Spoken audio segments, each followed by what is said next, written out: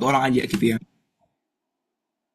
Kak Jian, aku mau tanya, apa sih yang membedakan program Officer Development Program sama program-program lain untuk perekrutan pegawai di Bank Syariah Indonesia? Soalnya sepengetahuan aku di BSI itu ada namanya ODP BSI gitu ya.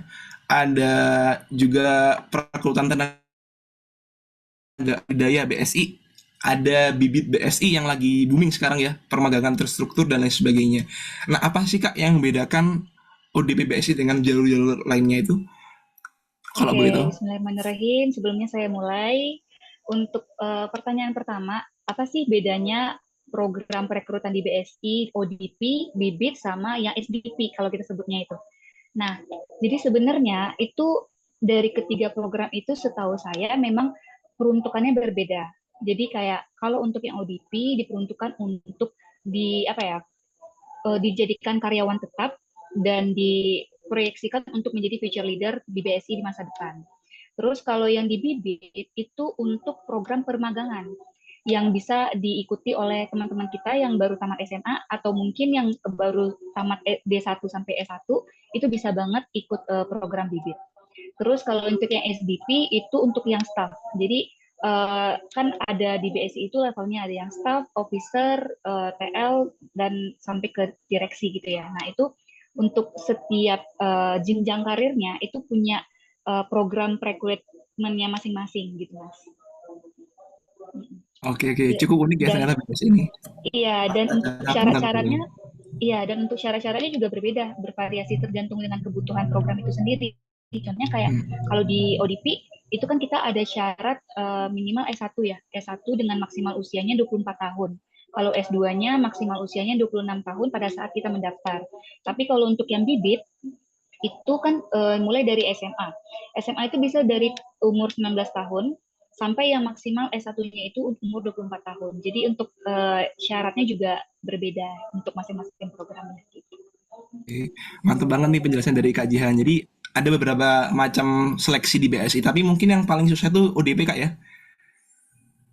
Mungkin ya, mungkin bisa bisa dibilang gitu. Karena cukup kompleks sih untuk tahapan di perekrutan ODP ini, karena cukup panjang sebenarnya tahapannya, dimulai dari initial interview sampai ke MCU. Gitu. Hmm. Oke, Kak, aku mau tanya ke Kak Jihan sama Kak Danis sekarang. Kakak itu kan batch 3. Kalau Mas Danis tuh batch 4. Dari pengalaman Kakak saat mendaftar di batch 3, itu yang daftar berapa orang dan diterima berapa orang? Jadi setahu saya, correct me if I'm wrong ya, kalau tahun 2023 itu sebanyak 13.000 orang yang daftar di tahun 2023, tapi yang di wisuda kemarin tanggal 5 Agustus itu sebanyak 97 orang. Jadi kita bisa lihat perbandingannya, artinya 1 banding 134 orang gitu. Kurang lebihnya seperti itu. Hmm. Oke. Oke, terima kasih banyak Kak ya, Kak Jian. Sekarang aku mau tanya ke Kak Danis. Kalau batch 4 kemarin, yang daftar berapa orang Mas Danis? Ya, Dar, izin masuk, guys. Kalau buat batch aku kemarin di ODP IT itu ada sekitar 10 sampai 15 ribu. Cuma aku lupa, Dar, angka pastinya berapa. Nah, itu yang lolos di program trainee ODP kemarin cuma 29. 29, 15 Ya, ribu. Tapi 15 ribu itu cuma di bagian IT doang ya? iya, Dar. Kalau nggak salah tuh nanti 15 ribu di screening di CV. Nah, nanti yang Hmm. masuk ke tahap selanjutnya itu sekitar 3 ribuan deh kalau nggak salah.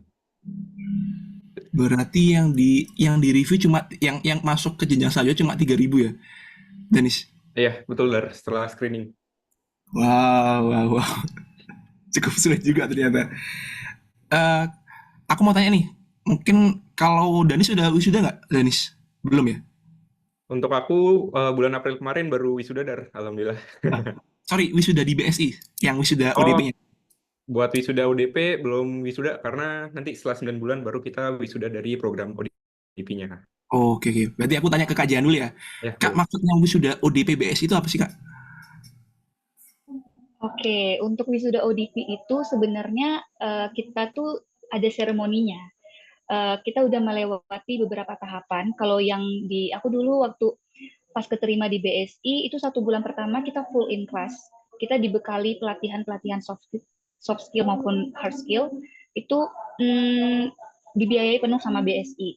Nah, setelah 1 bulan pertama, setelah itu kita masuk ke fase namanya OJT, on the job training. Jadi kayak selama 5 bulan kita ditempatkan di unit tertentu yang di situ kita belajar lebih dalam sih sebenarnya Mas. Kayak gimana sih sebenarnya di lapangan ketika kita kerja di bank syariah.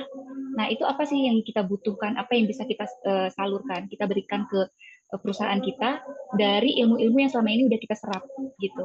Nah, selama 5 bulan di OJT di BSI. Kalau saya waktu itu ditempatkan di SPM, Strategic Planning and Performance Management Group.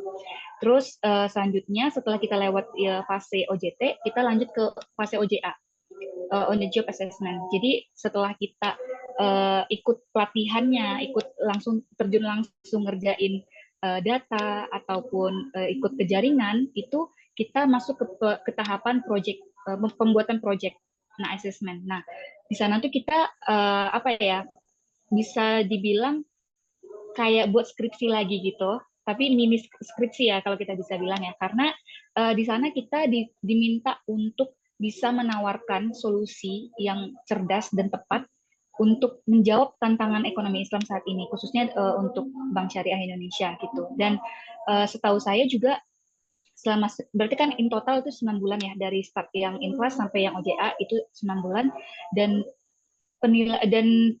ketiga fase itu menjadi tolak ukur indikator penilaian kita di BSI gitu. Maksudnya untuk sampai ke tahapan wisuda seremoninya gitu. Berarti seperti sih kayak ya, kalau semisal nggak lulus wisuda, dia nggak bakal bisa melanjutkan program di ODP BSI ya? Iya, karena kita memang ada penilaiannya untuk di wisuda gitu. Tapi secara historikal, alhamdulillah, insya Allah yang ikut ODP itu selalu lulus, insya Allah secara historikal. Tapi we never know. Iya. Jadi based on masing-masing orang ya Kak berarti ya? Iya. Oke, terima kasih Kak Jihan untuk pertanyaan awal-awalnya ya. Nah sekarang pertanyaan kedua, ini baru masuk ke personal-personal ya, karena udah masuk ke bagian-bagiannya Kak Jihan di bagian general, Mas Danis, sorry tadi mau nyebutnya Mas Dandi, keinget dosenku di FEB UB. Mas Danis tuh di bagian IT ya. Oke, aku mau tanya ke Mas Danis dulu deh sekarang. Apa sih Mas yang bedakan bagian IT ya, ODP IT dengan ODP general gitu ya? Oke, jadi setahu gue ya, kalau bedanya ODP IT sama general kayak Mbak Jehan. Jadi kalau yang ODP general tuh memang dipersiapkan buat future leader, khususnya di bagian general di BSI. Seperti misalnya bisa jadi branch manager atau mungkin mengisi posisi-posisi bagian general yang ada di Bank Syariah Indonesia. Nah, kalau buat yang ODP IT sendiri, itu setahu aku juga sama aja sih, bedanya hanya beda section aja, Dar. Jadi kalau yang Mbak Jehan di general, aku di IT, itu buat ngisi section-section di IT, khususnya di BSI, kayak misalnya di ESG, di DDM, di IT Development Group. Nah, nanti posisi-posisi di IT ini akan diisi oleh dari ODP batch IT, kayak gitu, Dar. Nah, sama ke depannya sih buat penempatan juga buat ODP IT, setauku itu ditempatkannya di kantor pusat, dan kalau untuk general itu bisa penyebarannya ke seluruh Indonesia. Gitu dari setauku. Oke, paham nih. Aku baru tahu ternyata kalau teman-teman daftar IT kemungkinan besar itu penempatannya di Jakarta Pusat. Jadi bakal crowded ya, karena Jakarta semakin penuh dan lain sebagainya. Jadi harus siap dengan kemacetan Jakarta ya, karena penempatannya bakal di Jakarta. Tapi aku mau tanya nih ke Danis, ada nggak kemungkinan kalau anak IT bisa dapat penempatan misalnya di cabang lah, misalnya di Jawa Timur, Jawa Barat, ataupun sampai Sumatera gitu ya. Apakah memungkinkan? Ada kemungkinan gitu, kira-kira. Oke, jadi buat sekarang-sekarang ini dalam jangka pendek mungkin belum ada, Dar. Cuma kalau berdasarkan in-class training kemarin, sempat tanya-tanya juga apakah ada kemungkinan buat IT ditempatkan di seluruh Indonesia. Itu kemungkinan bisa aja apabila BSI membangun regional pusat yang khusus IT di luar Jakarta. Jadi itu masih belum, ini sih masih jangka panjang banget dan masih belum tahu, masih 50-50 lah akan terjadi atau enggak, kayak gitu, Dar. Oke, aku baru paham ternyata regional pusatnya itu hanya di Jakarta. Aku kira ada di tempat-tempat lain. Tapi kalau melihat dengan apa namanya, jangka rencananya BSI yang semakin bagus ke depannya dengan pembangunan kantor-kantor yang baru. Bahkan kalau di Aceh itu sampai bangun gedung yang baru kan, yang besar banget gitu. Aku yakin banget pasti nanti ada kantor pusat yang baru terkait IT di luar Jakarta. Apalagi sekarang ada IKN kan gitu ya. Pasti juga ada kantor barunya di IKN nanti. Oke, thank you Mas Danis untuk pertanyaan pertama. Nah, sekarang aku mau tanya ke Kak Jehan. Nah, apa sih Kak yang membedakan yang antaranya ODP General sama ODP IT gitu ya? Gitu ya. Apa Kak yang membedakan? Selain apa yang setelah diomongkan Kak Danis yang terkait kalau General tuh bisa jadi branch manager dan lain sebagainya. Oke, jadi untuk perbedaannya seperti yang kita tahu, kayak kalau IT itu udah kayak spesialisnya IT aja gitu. Jadi pas masuk ke kelasnya atau batchnya IT, tentunya nanti dari pihak BSI itu memberikan pelatihan yang berfokus pada pengembangan IT-nya gitu, dari soft skill maupun hard skill-nya. Tapi kalau yang general itu lebih ya general mas, kayak jauh lebih luas gitu loh. Kayak pelatihan yang diberikan tuh dimulai dari apa ya, kayak pembiayaan, terus juga um, pendanaan, manajerial, atau tentang self development itu kompleks yang kita dapatkan di pelatihan yang diberikan oleh BSI ke kita gitu. Jadi sebenarnya memang perbedaan yang sangat mendasar itu kalau yang general karena dari proses perekrutan pertama aja tuh udah luas ya, kayak jurusan yang bisa daftar itu semua jurusan kecuali ada beberapa jurusan tuh yang kayak kebidanan, keperawatan, tata boga, pariwisata dan lain-lain. Nah, jadi cakupannya jauh lebih luas. Nah, untuk menyamaratakan persepsi kita, maka kita diberikanlah pelatihan yang lebih general pula yang berkaitan dengan operasional ataupun bisnisnya BSI itu sendiri. Tapi kalau untuk yang IT itu lebih memang untuk sistem informasinya kali ya Mas Danis ya. Nah, itu kan kayak dari jurusan yang diminta pun juga harus dari yang IT, terus juga ilmu komputer, matematika ataupun juga statistik gitu. Jadi kayak udah spesialisnya kalau yang IT. Oke, aku paham nih apa yang telah diomongkan sama Kak Jan. Thank you Kak. Tapi katanya Mas Danis mau nambahin apa Mas? Ya, mau nambahin nih, mumpung tadi Mbak Jan bahas jurusan juga, sebenarnya kan buat ODP IT udah diterapin ya jurusannya itu dari mana aja. Kayak misalnya yang berbau IT, statistika, matematika, oktaria, itu yang berhubungan sama data-data juga. Nah, cuma kebetulan uniknya di angkatanku tuh ada 5 orang yang dari jurusan non-IT guys. Kayak misalnya dari teknik industri, dari fisika, teknik fisika, dan yang paling mengejutkan tuh ada yang dari FEB, bisnis digital, kayak gitu teman-teman. Jadi intinya selama teman-teman punya keahlian khusus IT yang misalnya jurusan non IT tapi teman-teman udah menguasai atau bisa aja gitu buat dijelaskan ke user nanti, itu teman-teman juga nggak apa-apa tuh kalau misalnya mau daftar ODP IT. Jadi agak-agak berlawanan dari jurusan tuh nggak apa-apa, cuma kemungkinannya ya itu jadi unik aja di angkatan karena jurusannya sangat bertabrakan sama ODP IT kayak gitu guys. Oke, I see. Aku agak sedikit melihat ini ya pengalaman sebelumnya karena tadi diomongkan ada salah satu anak yang unik, anak FEB tapi punya kemampuan di bidang bisnis ya, bisnis apa? Bisnis digital, akhirnya masuk Bisnis. IT ya.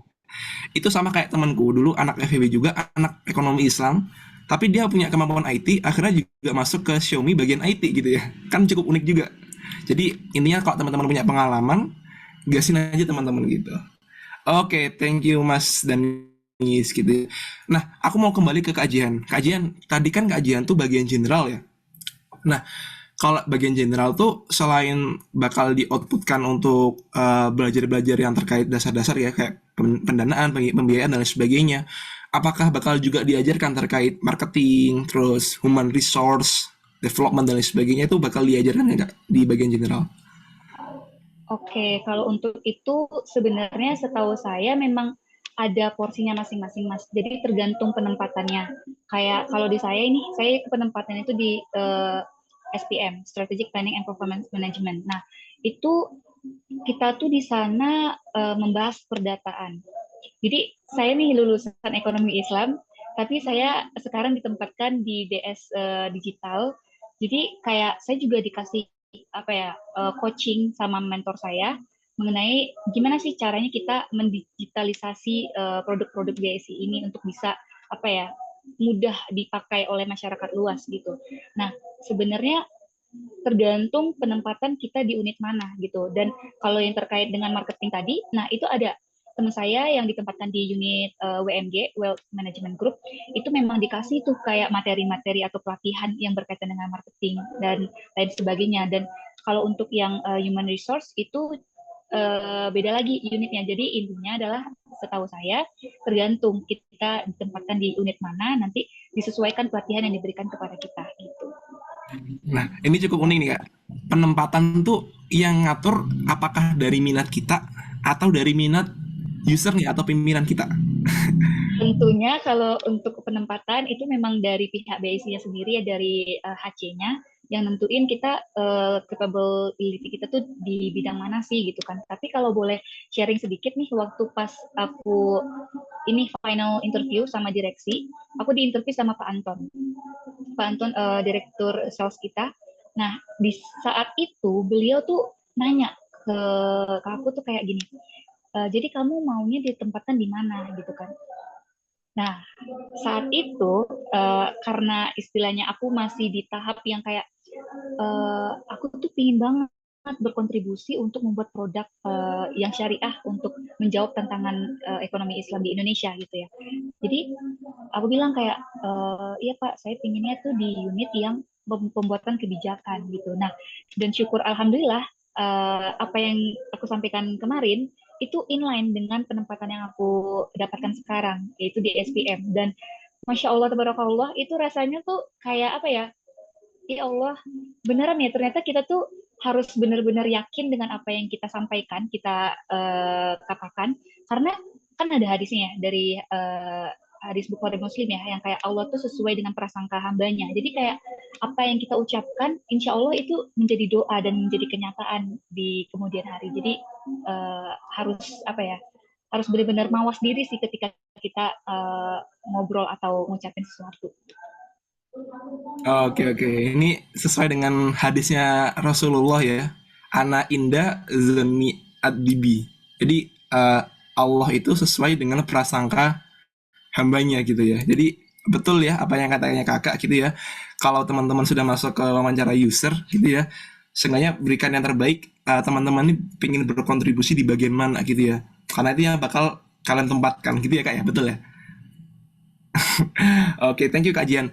Tapi setelah dari kajian aku mau balik ke Kak Danis. Kalau bagian di IT itu ada berapa macam Mas Danis? Oke, Dar. Jadi buat di IT itu setahu ada 6 divisi grup yang berbeda, Dar. Kayak misalnya yang pertama tadi ya, yang udah aku sebutin tuh ada IT Development Group. Ini lebih ke kayak bagian pengembangan aplikasi, website, Android itu semuanya di divisi ini. Yang kedua ada di IT Strategic Planning. Mungkin itu sama Mbak Jehan juga waktu itu ya di ISG ya, Mbak? Nah, itu aku kurang tahu dalamannya gimana, cuma dia kata kalau nggak salah yang mengatur tentang strategi di perusahaan ke depannya, khususnya IT itu bagaimana. Kemudian ada DDM atau Divisi Data Management, itu yang mengatur tentang seputar data science, data analis. Nah, teman-teman kalau yang ada minat ke data-data bisa masuk divisi ini nantinya. Kemudian ada CISO, ada Chief Security Information, aku lupa kepanjangannya, pokoknya itu bagian satpamnya IT. Jadi kalau misalnya BSI ada serangan atau apa gitu ya, nah ini CISO yang divisi pertama yang paling maju guys. Kemudian ada SOR atau Senior Operational Risk. Nah ini nggak tahu kenapa namanya Senior Operational, tapi ini salah satu bagian divisi dari IT. Sama satu lagi apa ya? Aku lupa Dar, satu lagi Dar. Satu lagi lupa, cuma ya kurang lebih gambarannya kayak gitu sih teman-teman. Buat divisi di IT itu ada apa aja gitu. Oke. Nanti, oh ya, jadi Agak- nanti setiap divisi itu ada penjabarannya lagi Dar. Oh ada cabang-cabangnya lagi berarti ya? Ya, Oke oke oke. Thank you Mas Danis. Tapi aku mau balik ke kajian lagi. Kalau bagian di general ada berapa macam? Kalau dari di IT kan ada 6 macam, ada 6 bagian ya kak ya. Kalau di general ada berapa macam kak divisinya? Jadi setahu aku tuh kalau di KP ya, di kantor pusat, itu tuh kita ada kurang lebih 72 unit atau grup, dan itu punya bagiannya masing-masing. Mulai dari bisnis, misalnya kayak di WMG tadi yang aku sebutin, Web Management Group, itu yang membahas, yang apa ya, bekerja di bagian bisnis, khususnya di priority. Jadi kalau teman-teman tuh kayak berminat nih kerjanya itu, aku mau kerja yang di priority-nya deh gitu. Nah, itu bisa banget tuh masuknya tuh ke grup WMG. Terus yang tadi disampaikan juga DDM itu juga ada tuh di kantor pusat ya, ya fokus untuk membahas perdataan secara bank-wide di BSI.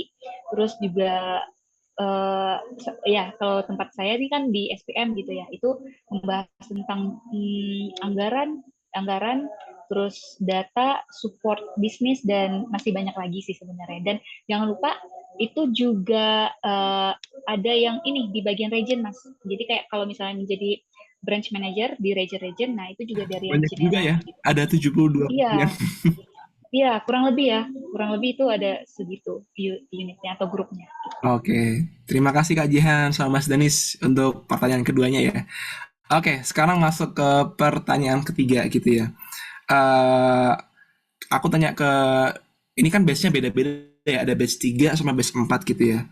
Nah, aku mau tanya ke Kak Jihan sama Mas Danis, yaitu apa saja proses seleksi yang harus dilalui hingga dapat bergabung menjadi bagian dari ODP BSI gitu.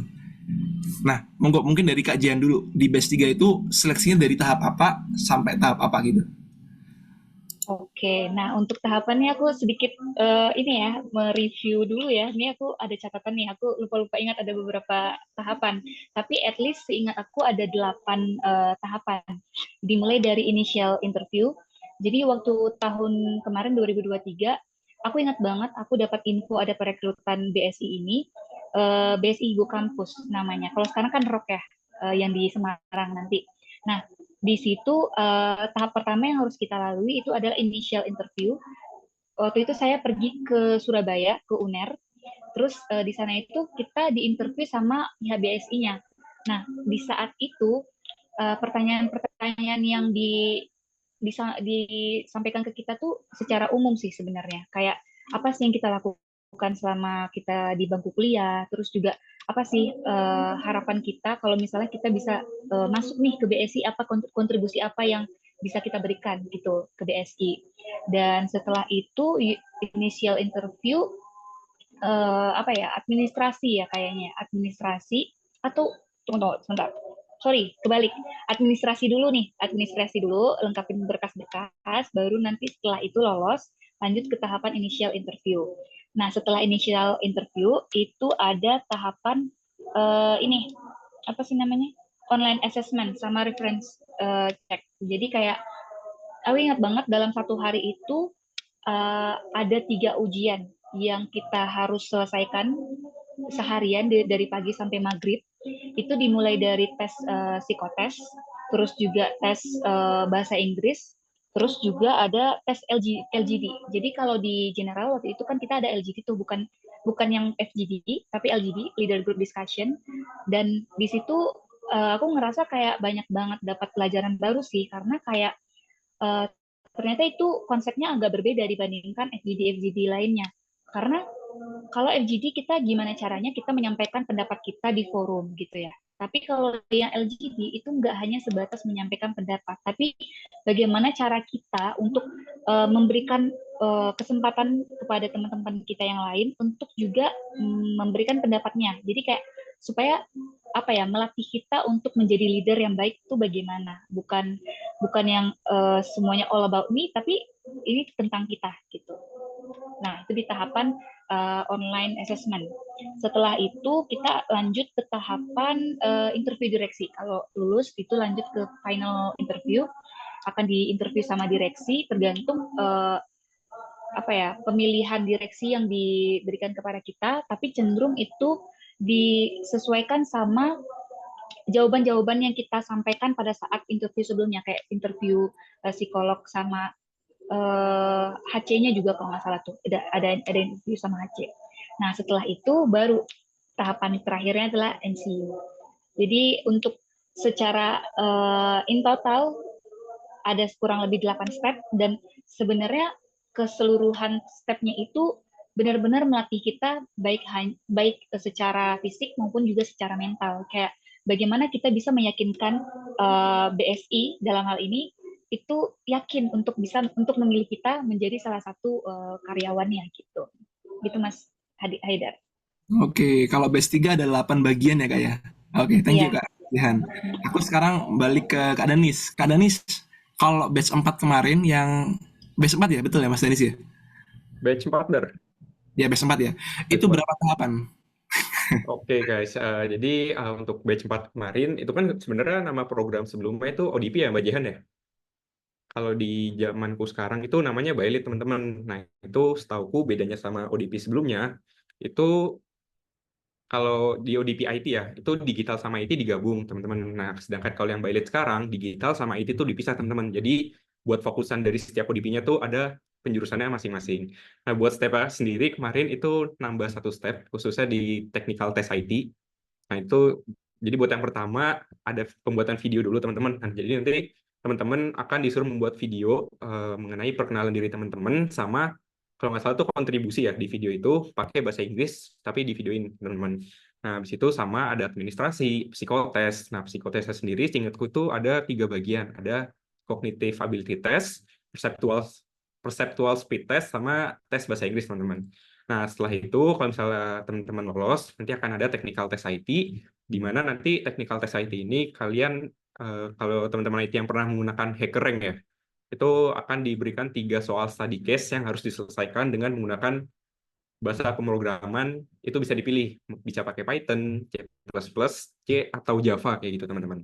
Jadi nanti kalau teman-teman yang udah biasa ngerjain, yang IT pasti tahu nih biasanya yang pernah ngerjain study case yang di HackerRank ya, nah itu kurang lebih mirip kayak gitu. Dan itu ada 3 soal. Buat soal pertama itu dari paling mudah ke paling sulit. Kalau aku sendiri waktu itu cuma jawab 2 aja, tapi soal keduanya itu juga masih agak error. Tapi ya alhamdulillah. Nah, setelah itu ada LGD, sama tadi yang kayak dibilang Pak Jehan. Nah, LGD ini akan membahas seputar industri keuangan syariah. Jadi nanti teman-teman, benar tuh yang dibilang Mbak Jehan tadi, nggak akan tidak hanya melatih public speaking teman-teman, tapi juga bagaimana teman-teman bisa memberikan kesempatan pada yang lain. Nah, tips di LGD ini kalau dari aku ya, itu teman-teman, kalau dari aku sendiri, itu bisa menghargai pendapat orang lain, kayak misalnya setiap ada teman yang sudah selesai berbicara, aku selalu mengapresiasi, seperti, oh bagus banget nih pendapat dari Mbak ini, nah aku izin nambahin ya, bla bla bla bla bla. Sama kalau tips dari aku di LGD, itu aku selalu nanya ke orang lain setelah pendapat yang aku salurkan. Seperti misalnya, oke, makasih ya buat Mbak Jehan atas pendapatnya bagus banget. Cuma aku mau nambahin nih Mbak, kalau misalnya ide aku ini bla bla bla bla bla bla. Nah, menurut teman-teman yang lain gimana? Nah, dari pertanyaan itu kalian bisa memancing teman-teman kalian buat menjawab setuju atau nggak setuju kan? Nah, kalau menurut aku sendiri, kalau teman-teman yang lain tuh jawab setuju, itu udah poin plus sih buat kalian. Soalnya ini aku praktekin juga di FGD, DLGD Smart Friend kemarin, guys. Nah, habis itu ya ada interview psikolog dari pihak ketiga. Kalau teman-teman lolos, ada interview user group head. Kemarin aku sama Pak Munir Mbak Jehan, tahu nggak? Aku interviewnya sama Pak Iya, Munir. tahu-tahu. Ya, sama untuk interview direksi, aku dari Direktur Risk Management sama Pak Grandis. Habis itu MCU. Jadi kayak gitu, Dar. Wow, wow. Nah, unik juga ya apa yang dikatakan Mas Danis sama Kak Jihan itu ya. Terlebih Kak Danis ngomong kalau jadi jangan sampai terlalu over ya pendapatnya yang diberikan. Nah, tapi ada yang unik Kak. Aku mau tanya ke Kak Jihan sama Kak Danis ke bagian MCU, bagian tes kesehatan. Nah, ada beberapa perusahaan tuh yang kalau MCU itu sampai dilihat sedetail mungkin gitu ya. Termasuk berat badan sama tinggi badan. Nah, kalau di BS ini mau tanya Kak, apakah juga dilihat BMI-nya orang tuh sampai seberapa gitu? Apakah harus benar ideal ataupun anak yang obesitas seperti saya tuh masih bisa masuk gitu ya? Atau nggak dicek sama sekali berat badannya, tinggi badannya dan sebagainya? Karena takutnya kalau saya masih obesitas gitu kan, teman-teman ada yang masih obesitas gitu ya, ataupun masih terlalu kurus gitu kan, nggak diperbolehkan masuk. Soalnya ada beberapa perusahaan yang seperti itu Kak. Oke, monggo ke Mas Danis sama Kak Jan. Menurut pendapatnya gimana? Danis dulu boleh, yang baru terus kajian. Oke, Dar. Jadi setauku ya kalau misalnya tinggi berat badan itu sebenarnya buat anak-anak tuh kurang tahu karena ini rahasia dari si perusahaannya sendiri sama lembaga MCU terkait ya. Cuma sejauh mata memandang, misalnya kalau teman-teman memiliki kelebihan berat badan dan selama dipastikan kesehatan teman-teman memenuhi ya, nggak menunjukkan apapun, itu insya Allah lolos sih, Dar. Cuma kalau di angkatanku sendiri sejauh ini ya aman-aman aja sih, Dar. Kalau buat yang ini mengenai BMA ya, gitu dah. Oke. Kalau dari Yes. kajian gimana kajian? Nah, benar banget tuh yang dibilangin Danish. Selama kita sehat, jasmani kita, itu insya Allah bakal mudah untuk lolos gitu ya. Tapi kalau bisa aku menambahkan, setahu aku juga untuk BMI dari berat badan kita itu juga nggak terlalu yang strict banget kok. As long as kita apa ya, organ dalamnya tuh sehat dan nggak terlalu yang over obesitas gitu, itu insya Allah masih masih dipertimbangkan lah gitu ya.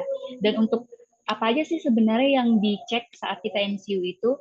Seingat aku, yang pertama tuh tinggi badan, berat badan, terus darah, terus hmm, apa mata, organ dalam, jantung, sama apa lagi ya?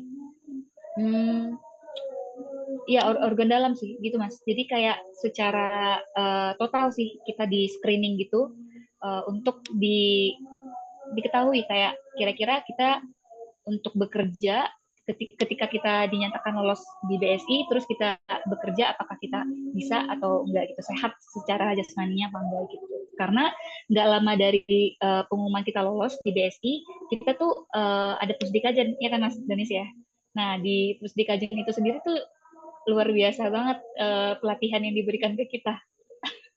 itu itu another chapter lagi sih kalau untuk pusdikajen. Jadi uh, pada intinya sih untuk kesehatan mental kita itu kesehatan jasmani kita itu juga tetap dipertimbangkan. Oke, thank you Kak atas tanggapannya Kak Jihan sama Kak Dani. Soalnya jujur saya tuh juga overthinking. Ada beberapa case perusahaan tuh yang cukup detail terkait tes MCU-nya gitu. Nah, sekarang kita lanjut ya Kak ya ke pertanyaan selanjutnya, yaitu kalau dari Kak Jihan sama Kak Danis, itu tes yang paling sulit itu di bagian mana kira-kira? Mungkin dari Kak siapa dulu ini ya? Kak Jihan dulu deh. Kira-kira dari 8 bagian itu yang paling sulit di mana Kak kira-kira? Dari pengalamannya Kakak. Sejujurnya dari 8 tes itu bisa dibilang nggak ada yang terlalu sulit karena sepanjang kita apa ya mempersiapkan diri kita mental dan juga pastinya ridho orang tua ya untuk mendapatkan ridho Allah, itu insya Allah kalau udah pembekalannya udah maksimal, insya Allah bisa dilalui dengan mudah insya Allah. Tapi kalau diminta untuk memilih satu step yang cukup challenging, itu mungkin aku akan bilang di tahapan online assessment. Kenapa? Karena di tahapan online assessment itu tuh kita harus menyelesaikan 3 tes dalam satu hari. Yang tadi aku bilang kayak pertama tes LGD, terus juga tes bahasa Inggris, sama juga tes terakhirnya itu yang interview HC atau psikolog. Jadi cukup drain ketika kita harus menyelesaikan ketiga tes tersebut dalam satu hari, tapi rasanya setelah itu plong banget, Masya Allah, karena dalam satu hari mengerjakan 3 tes cukup nguras pikiran dan tenaga pastinya, tapi setelah itu rasanya enak banget, lega banget. Gitu. Oke, kalau dari Kak Jian tuh yang terkait online assessment ya. Kalau dari Kak Danis, step paling sulitnya di mana Kak? Oke, jadi buat aku sendiri tes paling sulit itu sama kayak Mbak Jehan. Ada di online assessment, khususnya yang psikotes itu yang terdiri dari 3 bagian tadi. Karena menurut aku ya berdasarkan pengalaman seleksi aku di perusahaan lain sebelumnya, itu tahap yang paling banyak menggugurkan tuh di tahapan ini soalnya kita kan memang harus mengerjakan soal yang anggap aja sebelumnya itu nggak pernah kita lihat gitu, dan kita ngerjain itu di pressure sama waktu. Nah, itu bagaimana teman-teman bisa fokus buat selalu ngerjain tes itu sembari ngeliat waktu yang terus berjalan. Nah, dan di sini juga selama teman-teman benar sih yang dibilang Majan tadi, apabila udah memiliki persiapan yang bagus, yang cukup baik, itu insya Allah teman-teman bisa buat mengerjakan. Cuma kalau buat aku sendiri kemarin di yang psikotes itu, sebenarnya aku setiap ngelamar pekerjaan, psikotesku tuh aku gambling aja guys. Jadi aku nggak pernah nyiapin apa-apa. Jadi ya yang penting teman-teman, kalau aku ngandelinnya jalur langit sih dar. Itu jalur langit. Sering-sering puasa ya gitu ya, tahajud gitu ya. Boleh cerita dikit nggak sih yang pengalaman Smart Friend kemarin? Boleh, silakan. Ya guys, jadi sebenarnya yang di Smart Friend kemarin itu aku kan 1 Juli onboarding ya di Smartfren, dan di 1 Juli itu juga aku dapat undangan interview group head di Wisma Mandiri. Itu kalau teman-teman jadi aku tuh gimana ya, hari pertama onboarding tapi teman-teman udah harus izin buat melaksanakan interview di perusahaan yang lebih baik kayak gitu. Dan akhirnya waktu itu aku izin, dan ya udah, ternyata pas aku udah izin, aku kan udah buka pintu keluar, itu aku buka email, ternyata interviewku diundur guys.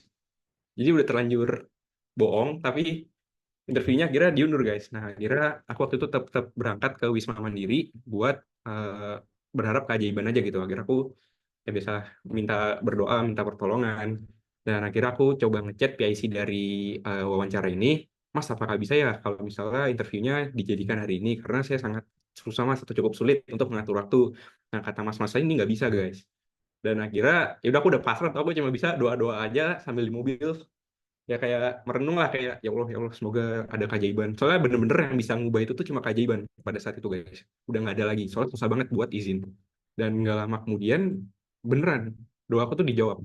1 jam kemudian itu aku tiba-tiba dihubungin sama PC-nya, Mas Danis bisa datang nggak ke Wisma Mandiri jam 3, saya carikan user. Jadi si PS ini tuh yang mau inisiatif buat nyariin user buat aku guys.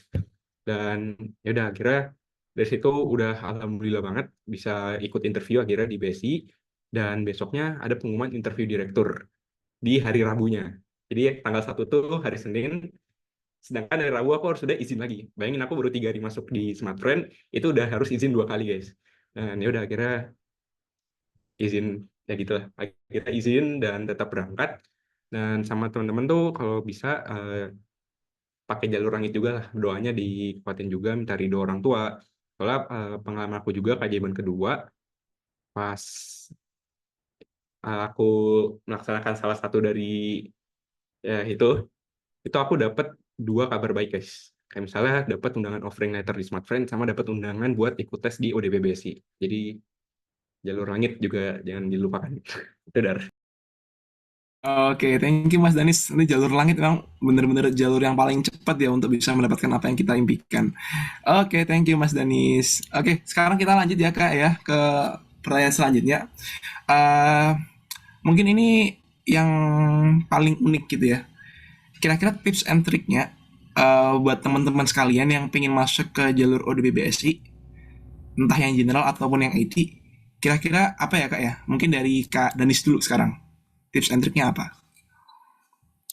Oke, jadi dari aku tips and trik masuk di ODP BSI, tentunya teman-teman buat yang pertama ya, itu kan ada tes bahasa Inggris, teman-teman tentunya harus menyiapkan nilai TOEFL, itu minimal, kalau di angkatanku 500 Mbak Jan, nggak tahu di angkatan Mbak Jan berapa. Nah itu nanti tes TOEFL ini yang akan teman-teman kasih ke pihak BSI ketika sudah offering letter setelah MCU ya. Dan yang kedua buat administrasi, tentunya teman-teman persiapkan data-data asli milik teman-teman pribadi, dan kalau bisa jangan sampai ada yang dipalsukan ya teman-teman, karena nantinya kalau misalnya ketahuan tuh bisa berimbas ke tahapan selanjutnya. Dan untuk yang psikotes sendiri, yaitu tadi yang aku sebutin, ini teman-teman catat ya, ada cognitive ability test, perceptual speed test, sama bahasa Inggris. Nah bahasa Inggris sendiri itu terdiri dari ada 3 bagian kalau nggak salah ya, ada reading, listening, sama apa gitu, sama yang tentang grammar kayak gitu tuh ada juga teman-teman. Dan yang selanjutnya ada technical test IT. Kalau technical test IT teman-teman, sebenarnya kita kan nggak tahu ya akan sesusah apa sih dari tes IT ini. Yang penting teman-teman tahu aja sih, kayak paham codingan study case yang sifatnya itu soalnya tuh nggak susah-susah banget, yang tingkatnya masih easy to medium. Nah itu kalau teman-teman bisa, ya insya Allah bisa melewati tahapan ini. Dan untuk yang LGD, tadi tentunya teman-teman, itu kan LGD kita tuh nggak ada apa ya, pemimpin forumnya ya. Nah jadi teman-teman tuh kalau bisa harus bisa inisiatif buat membuka forum tersebut, karena nanti setelah dikasih study case itu ruangan akan diem aja ya Mbak Jihan ya, kayak nggak ada yang berani memulai. Dan disinilah akan jadi poin plus teman-teman apabila teman-teman bisa membuat membuka forum tersebut, sama bisa memberikan kesempatan terhadap peserta lainnya, serta jangan lupa buat dominan teman-teman. Itu maksudnya jangan dominan kayak gitu. Dan ya pokoknya bisa berbagi kesempatan aja lah. Dan untuk yang interview tentunya tetap tersenyum lebar. Sama kalau aku kemarin tuh dikasih tips, kalau misalnya interview itu kan dress code-nya ada tulisannya office look ya. Nah, kalau aku kemarin sih pakai pakai jas, pakai dasi, sepatu pantofel, sama celana bahan hitam teman-teman. Itu udah jos banget katanya. Mungkin dari aku gitu aja. Oh ya, sama ini MCU. Buat MCU jangan lupa olahraga kayak Haidar yang maraton 5 kilo ya, Dar ya. Nah, jangan lupa olahraga karena eh, semua tuh keseluruhan dari tubuh kita tuh akan dicek, terutama ya kalau misalnya teman-teman ada riwayat gitu ya, itu jangan lupa olahraga lah teman-teman untuk memastikan tubuh kita agar tetap fit di setiap tahapan MCU. Mungkin dari aku gitu, Dar. Oke, thank you Mas Danis. Aku berlanjut ke kajian. Kajian, kalau dari kajian, kira-kira tips and triknya apa Kak? Kira-kira. Oke, benar banget yang dibilang sama Haidar tadi itu udah mewakili banget. Tapi aku izin menambahkan juga ya. Yang pertama yang aku rasain banget itu adalah pertama kita harus benar-benar lurusin niat kita. Karena apa ya? Aku merasa kayak ketika niat kita atau visi kita udah sejalan dengan apa ya? Visi ya dalam hal ini ekonomi Islam untuk memajukan ekonomi Islam di Indonesia maupun internasional, tapi juga harus inline juga visi yang kita bawa dengan visi perusahaan yang kita lamar gitu. Karena di saat kita interview itu juga ditanyakan kayak kenapa kami harus memilih Anda gitu kan. Nah, itu kan artinya ingin dilihat tuh apakah visi yang kita bawa match dengan visi perusahaan yang kita daftar. Itu satu. Yang kedua, tentunya juga kita harus mempersiapkan fisik, mental maupun berkas-berkas yang udah ditentukan oleh BSI. Jadi cukup banyak ya Mas ya, Mas Danish, berkas-berkas yang harus kita kolek ya waktu itu. Nggak hanya dari sertifikat nggak hanya dari ijazah tapi juga dari sertifikat yang udah pernah kita dapatkan. Itu cukup membantu menurut saya, apalagi kalau misalnya sertifikatnya itu di skala internasional. Nah, waktu itu saya juga pernah ikut yang conference di AIMUN, Asia Youth International Model United Nations. Nah, itu jadi salah satu apa ya piagam yang cukup menjadi andalan saya sih waktu daftar kerja gitu. Terus yang selanjutnya apa ya? Setelah persiapkan mental, fisik, terus nih cek lagi nih. Nah, ya untuk tahapan interview itu kita juga harus menjadi diri kita sendiri sih Mas, karena kelihatan banget ketika kita jawab pertanyaan interviewer itu dibuat-buat atau enggak gitu loh. Jadi pastiin setiap jawaban yang kita utarakan, kita sampaikan ke interviewernya itu memang real, memang apa adanya. Karena akan ada follow up question setelah jawaban yang pertama, dan itu benar-benar akan menggali sih jawaban dari pertanyaan yang pertama gitu. Dan yang terakhir pastinya minta ridho orang tua itu penting banget. Itu ibarat jalan tol, udah kayak segala tantangan yang ada di depan kita itu insya Allah akan mudah kita lewati kalau orang tua kita ridho dengan apa yang kita kerjakan gitu kan, karena ridho Allah tergantung ridho orang tua. Nah, itu menjadi statement yang paling penting sih untuk mengikuti tahapan untuk perekrutan kerja dimanapun sih sebenarnya gitu sih. Oke, terima kasih banyak kajian nih. Hampir kayaknya 10 kali deh ngomong terkait ridho orang tua, ridho orang tua. Karena memang ridho orang tua itu bener-bener penting banget ya Kak ya. Banget. Banget ya. Bahkan tadi Kakak nyebutkan ridho Allah adalah ridho orang tua gitu ya. Itu kan selaras dengan hadisnya Rasulullah, ridho Allah fi ridho walidain, wasuhtillah fi suhtil walidain.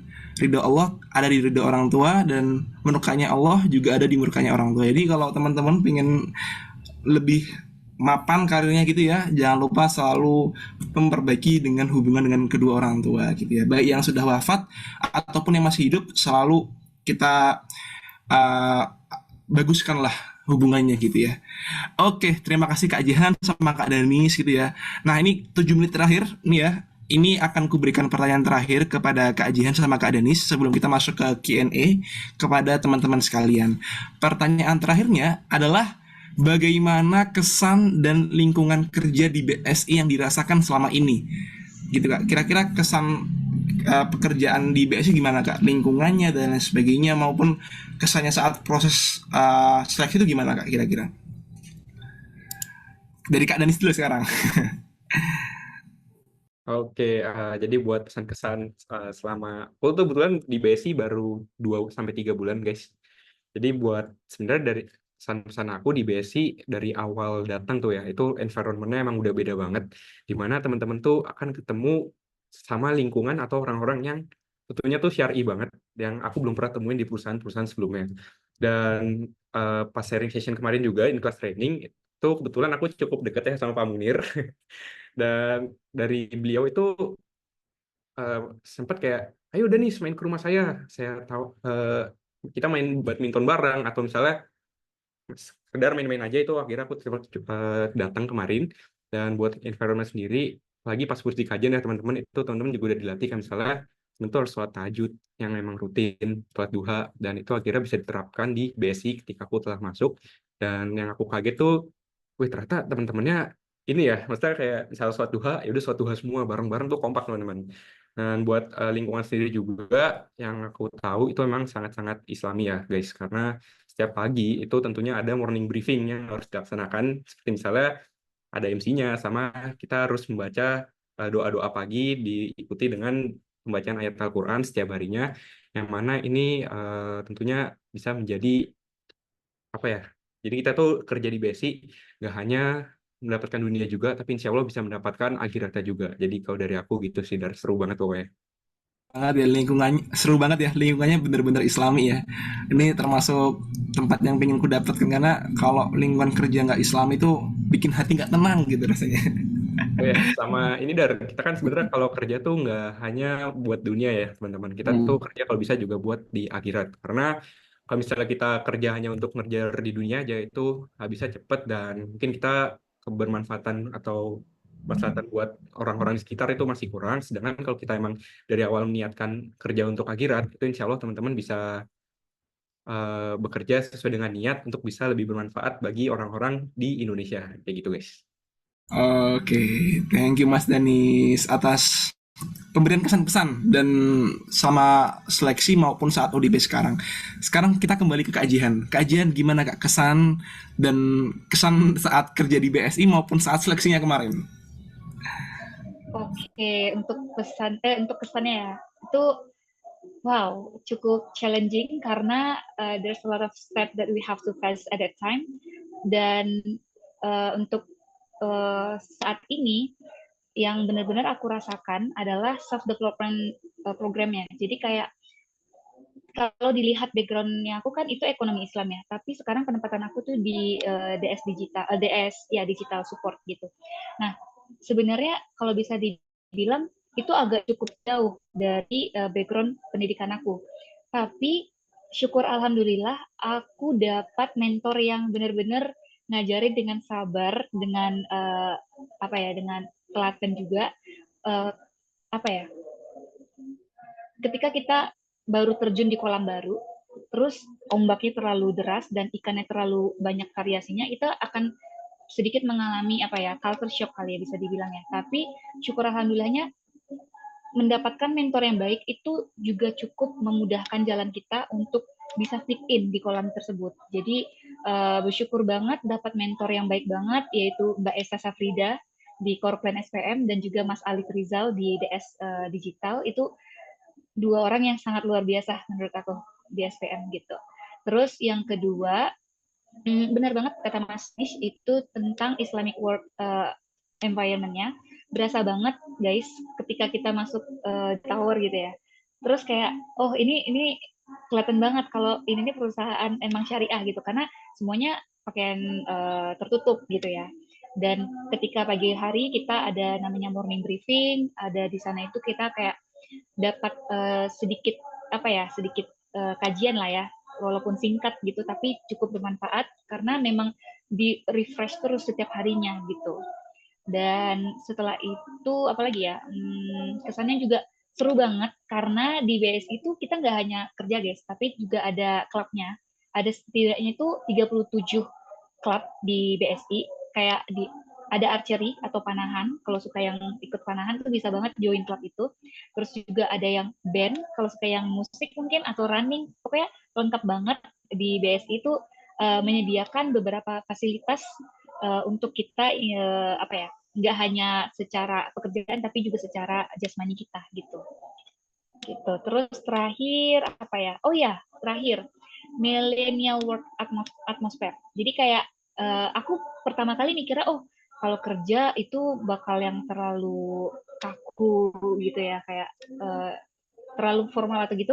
Tapi ternyata surprisingly itu enggak kayak gitu sama sekali, karena di unit kerja aku tuh kita beragam banget usianya. Jadi di sana tuh kita belajar sih adaptasi dengan orang-orang yang usianya itu berbeda sama kita, tapi kebanyakan itu usianya nggak jauh dari kita, masih kalangan milenial gitu. Gitu sih, seru, seru. Thank you banget Kak atas apa namanya tanggapannya dan jawabannya. Aku agak sedikit unik ya jawabannya terkait self development di BSI yang cukup cukup banyak gitu ya, bahkan cukup maksimal di BSI. Bahkan kalau aku dengar-dengar BSI juga memberikan kesempatan self development bagi our DODP-nya itu bisa mendapatkan kesempatan beasiswa S2 ke luar negeri kalau nggak salah. Nanti buat teman-teman yang pengen tahu programnya biar bisa dapat S2 ke luar negeri dari jalur ODP BSI, monggo silakan teman-teman tanya saat sesi Q&A nanti, karena sekarang sudah selesai sesi talk show-nya dan lingkungan di rumahku sudah agak tidak kondusif karena depan rumahku ada karnaval. Jadi bakal ku kembalikan ke MC ya untuk memandu jalannya Q&A ini. Mohon maaf ya teman-teman karena di wilayah Jawa Timur itu sering banyak karnaval gitu ya kalau Agustusan kayak gini. Jadi untuk sesi Q&A ini bakal ku serahin ke MC. Sebelumnya aku ucapkan terima kasih banyak kepada Kak Jihan sama Kak Danis yang telah memberikan jawaban yang sangat baik di sesi talk show ini. Sekarang kita akan masuk ke sesi Q&A, tapi bakal dipandu oleh Mas MC kita yaitu Mas Raihan Ahmad Mustafa. Terima kasih sebelumnya Kak Jihan dan Kak Danis, semoga sehat selalu. Aku izin tutup ya. Ya, Thank terima you, kasih Dan. Mas Haidar. Wabillahi taufiq wal hidayah, wassalamualaikum warahmatullahi wabarakatuh. Saya kembaliin ke Mas Rehan untuk sesi question and answer. Silakan Mas Rehan. Waalaikumsalam warahmatullahi wabarakatuh. Wah, Masya Allah, terima kasih Mas Haidar. Wah, pembahasan yang luar biasa banget ya teman-teman. Mungkin beberapa teman-teman juga semakin terpantik untuk mempersiapkan diri bagian dari salah satu proses menapaki karir, mengaplikasikan ilmu di perkuliahan.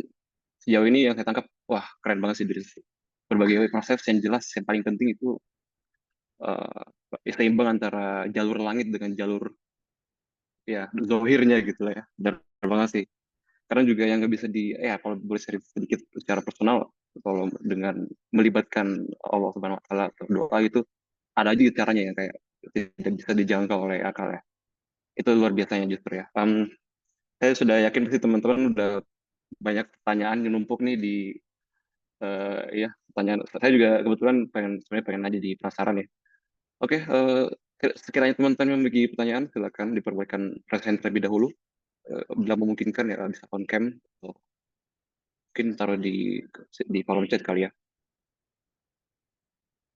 Oke, mungkin saya izin membacakan yang ada di kolom chat kali ya untuk kedua pemateri ya, Mas Riki atau Mbak Ya, Dian juga Mas maaf Enis, belum ya. bisa on cam, Mas. Oke, ini pertanyaan untuk kedua pemateri ya betul ya, Mas Riki? Iya, benar, Mas. Oke, ya untuk pertanyaannya adalah kebetulan wisudanya Mas Riki itu baru Oktober dan ijazah itu belum keluar. Ini mungkin pertanyaannya lebih sifatnya administratif ya Mbak dan Mas, apakah memungkinkan untuk daftar ODP BSI gitu tanpa ijazah gitu kali ya? Mungkin Mas memakai SKL kali gitu ya, terlalu.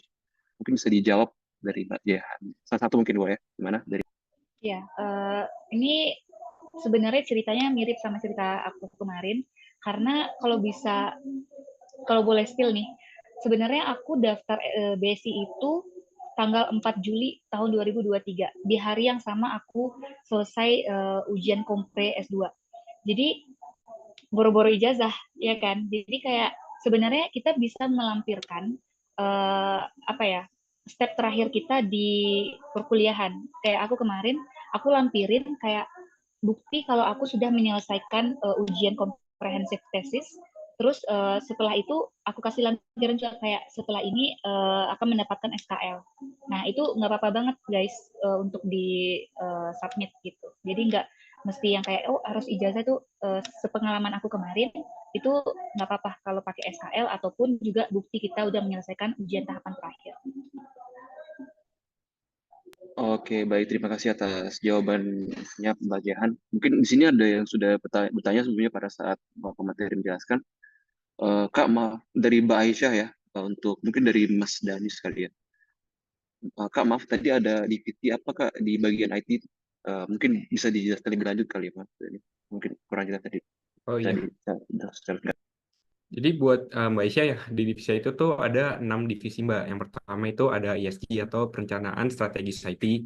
Dan yang kedua itu ada Operasional IT, ada CISO, itu yang bagian keamanan, ada pengembangan IT digital, kemudian ada IT Development Group, ada divisi Data Management, sama SOR Mbak. Terus sebenarnya kalau buat divisi-divisi itu, buat strukturisasi di BSI itu udah ada semua ya Mbak Jehan ya, buat divisi IT itu ada apa aja. Nanti di bagian general, bagian digital itu udah ada semua Mbak Isya di websitenya BSI secara langsung. Nah, nanti ini bisa jadi bahan buat Mbak Isya juga nih kalau misalnya nanti di interview user, jadi Mbak Isya juga bisa tahu di BSI itu ada apa aja kayak gitu.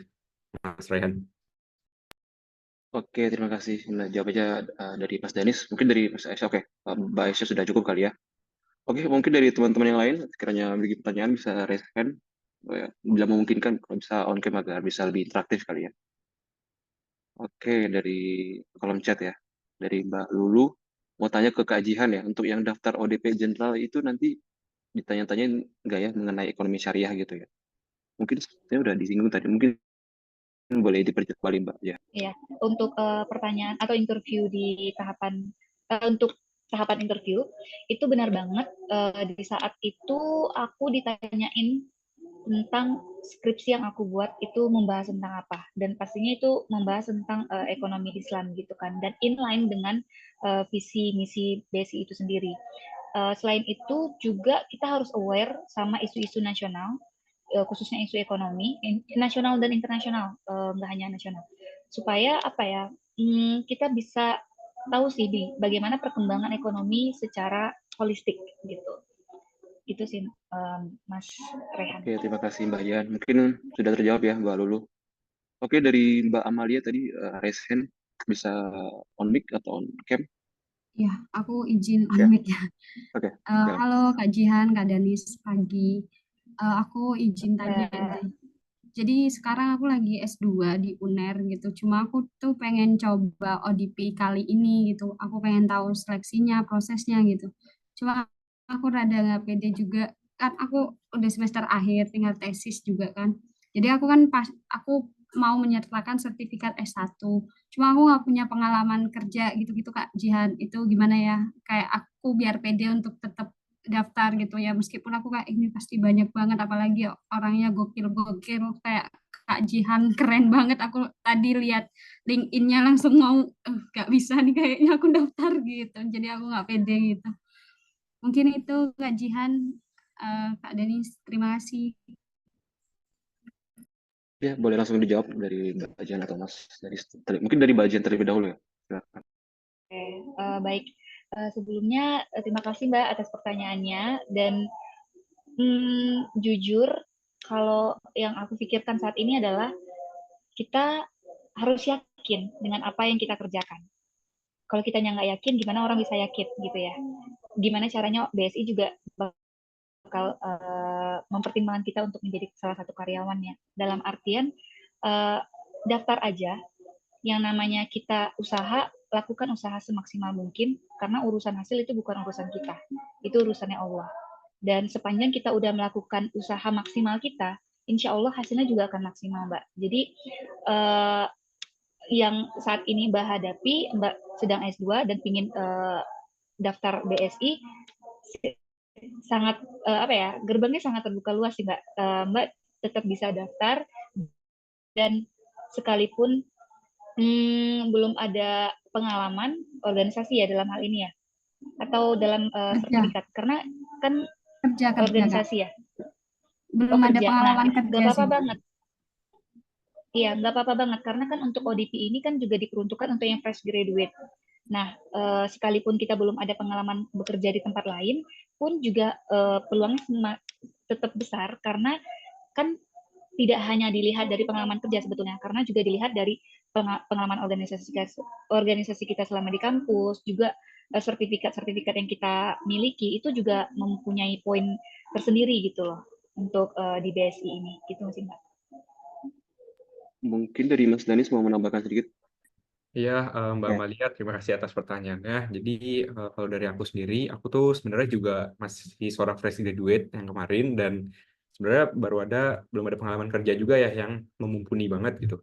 Dan sebenarnya kalau pengalaman aku juga, kalau kita misalnya daftar kerja, kita tuh nggak akan tahu apakah kita nantinya akan diterima atau tidak.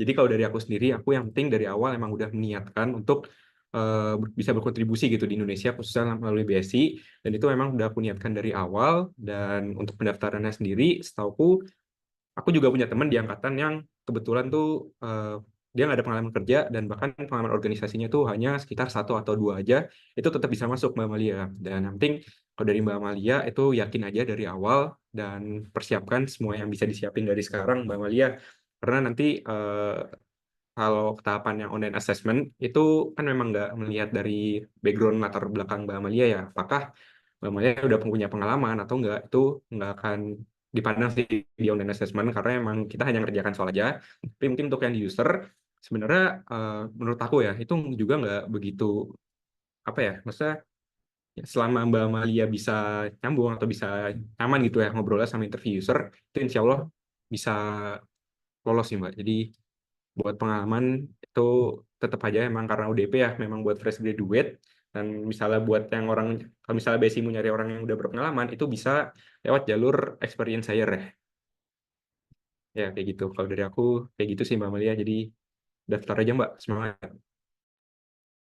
Oke, terima kasih Atio banyak atas pertanyaan dari Mbak Amalia, dari Mbak Jihan dan Mas Danis. Mungkin sedikit menambahkan pertanyaan dari Mbak Amalia untuk Mas Danis tadi yang disinggung, walaupun tidak memiliki pengalaman organisasi atau ya sedikit ataupun tidak sebanyak dari yang lain, berarti yang jadi pertimbangan juga apakah seperti kayak sertifikasi dan segala macam itu dalam hal pemberkasan tuh apakah juga jadi penilaian ya Mas Danis? Mungkin sedikit ya, nambahin sedikit boleh ya. Ya, jadi kalau buat di aku sendiri, sebenarnya sertifikat tuh nggak terlalu dilihat. Itu kayaknya cuma buat di tahapan awal aja di administrasi. Cuma kalau udah setelahnya itu nggak terlalu dilihat, karena buat ODP IT juga kan emang balik lagi ke ini Mas Rayhan. Kalau misalnya ODP kan fresh graduate ya. Jadi sertifikat tuh hanya poin plus aja. Kalau misalnya kita nggak punya, itu nggak apa-apa kok. Oke, terima kasih jawabannya jawabannya Mas Danis. Oke, untuk pertanyaan selanjutnya dari Muhammad Faisal Fadil, apakah ODP adalah satu-satunya jalur untuk bekerja di BSI atau apakah ada jalur lainnya bagi lulusan sarjana, khususnya ekonomi Islam? Mungkin paling relate ke Mbak Jihan kali ya. Mungkin bila boleh di. Oke, untuk jalur lain, untuk yang karyawan tetap ya Mas ya, itu setahu saya ada namanya yang tadi dibilang sama Mas Danish, itu ada pro hire. Salah satu teman saya tuh juga Fauzan Karbak, itu dia lolos di pro hire di bagian apa ya, treasury lah kalau nggak salah itu. Nah, tapi untuk tahapan pro hire ini setahu saya nggak terbuka untuk umum. Jadi memang kalau untuk yang pro hire memang dari HC-nya, dari Human Resource-nya sendiri yang menghubungi kira-kira kandidat mana yang kompeten untuk lolos atau bisa mengikuti tahapan pro hire ini gitu sih Mas. Tapi untuk secara umum kita bisa ikutin tahapan audit ini gitu. Oke, mungkin dari Mas Faisal Fadil, apakah sudah terjawab?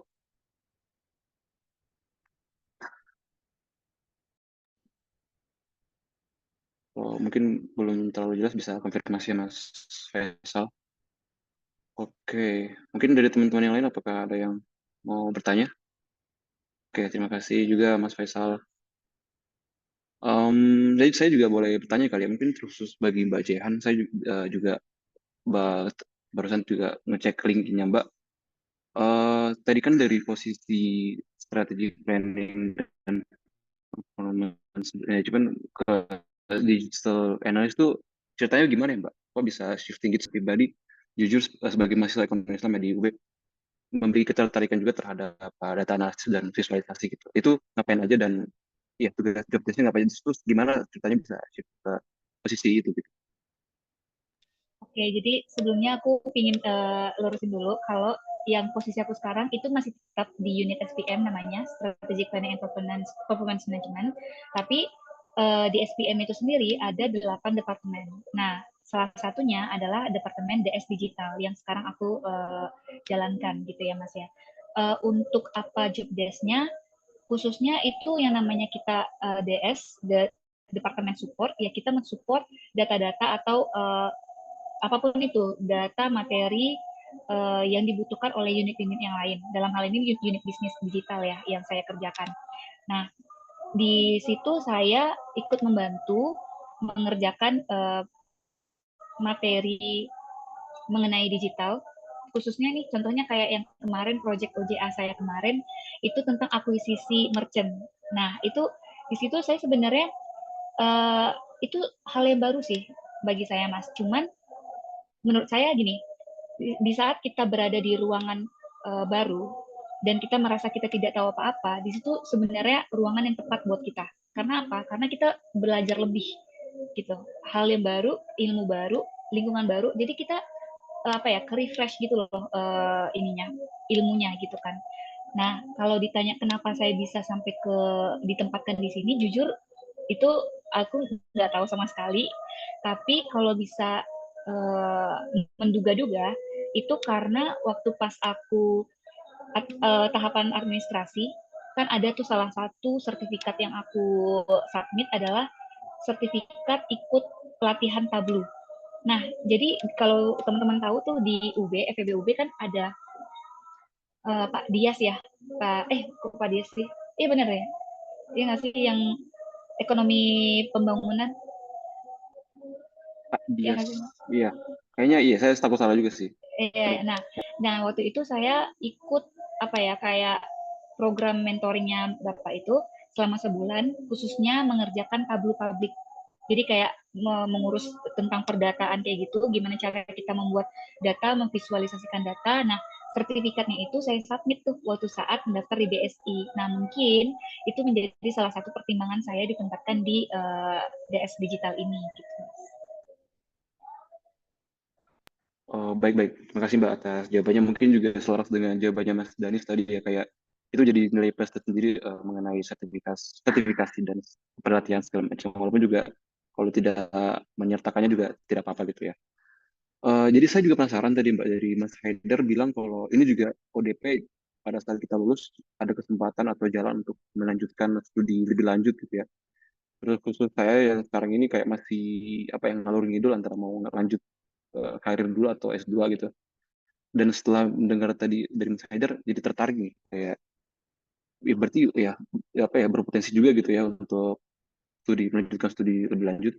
Mungkin bisa diceritakan sedikit nggak sih dari Mbak atau Mas gimana tuh proses-prosesnya yang ya secara gambar umum apakah dari dengar cerita yang sudah ada kayak mungkin pihak teman atau bagaimana yang dari BSI sendiri yang membantu untuk studi lebih lanjut di luar negeri atau dalam negeri mungkin bagaimana mungkin dari Mas Danis boleh jawab? Oke, Mas Rehan. Jadi ini aku jawab setahu aja ya, karena buat yang studi lanjut ke luar negeri, itu setahu jadi nanti apabila teman-teman udah diangkat jadi karyawan, udah lulus dari program, itu ada yang namanya penilaian ya setiap tahun. Nah, itu ada penilaian dari mulai P1 sampai P5. Nah, P1 itu yang paling bagus, yang paling high potensial, dan P5 tuh yang kurang bagus kayak gitu, teman-teman. Nah, misalnya itu kalau nggak salah, setahu yang bagiannya, itu ada 3 kali penilaian. Kalau misalnya teman-teman bisa dapat 2 kali penilaian di P1, yang mana itu high potensial, di mana target teman-teman yang bisa dikerjakan itu lebih dari 130% apa berapa gitu. Nah, itu teman-teman bisa memiliki kesempatan buat ikut exchange di luar negeri, khususnya di BSI itu maunya kita di top 50 kampus global di dunia. Dan BSI nggak mengizinkan kita untuk mengikuti di dalam negeri ataupun di luar dari top 50 di dunia kayak gitu, teman-teman. Dan ya itu, jadi ada 3 penilaian yang memang harus dikejar, yakni 2 penilaian P1 itu tadi. Kalau dari aku gitu sih. Mungkin Mbak Jihan mau nambahin nih, Mbak Jihan. Ya boleh Mbak Jan. Iya Mas, sebenarnya jawabannya sama banget karena memang untuk mendapatkan fasilitas beasiswa dari BSI itu sendiri juga ada kriterianya. Nah itu salah satunya itu yang dari PL-PL-an itu setidaknya kita dalam 3 tahun terakhir itu tuh mendapatkan PL1 2 kali, dan kalaupun dapat PL2 itu sekali. Nah, itu salah satu syaratnya. Dan juga kalau bisa udah dapat LOE-nya juga yang di top 50 university in this world. Jadi kayak BSI hanya memberikan fasilitas beasiswa untuk yang top 50-nya aja. Di luar dari itu tuh setahu saya belum menyediakan fasilitas beasiswa gitu. Oke, terima kasih jawabannya Mas Danis dan Mbak juga Mbak Jehan. Wah, luar biasa banget ya, berarti Besi bisa berikan kesempatan nih bagi teman-teman yang pengen juga, walaupun yang pengennya S2 tapi kayak mau merasakan juga berkarir, itu bisa banget sih lihat Besi ya. Itu salah satu proses yang bisa ditempuh. Oke, mungkin ada pertanyaan lagi nih, sebenarnya mungkin boleh diperjelas lagi nih Mas dan Mbak, kayak dari Mas Wahyu nih pertanyaannya mengenai keterampilan atau eligible bahasa Inggris tuh TOEFL ya berarti ya, yang harus dipersiapkan, apakah TOEFL aja atau yang lain gitu. Berarti kita sebelum daftar ODP juga harus mempersiapkan tes TOEFL juga ya. Tadi mungkin boleh diperjelas kembali gitu dari Danis, boleh? Oke, jadi buat nih Mas Wahyu buat tes kemampuan bahasa Inggris. Jadi memang sebelum administrasi itu Mas Wahyu nanti bakal diminta buat mengumpulkan sertifikat TOEFL.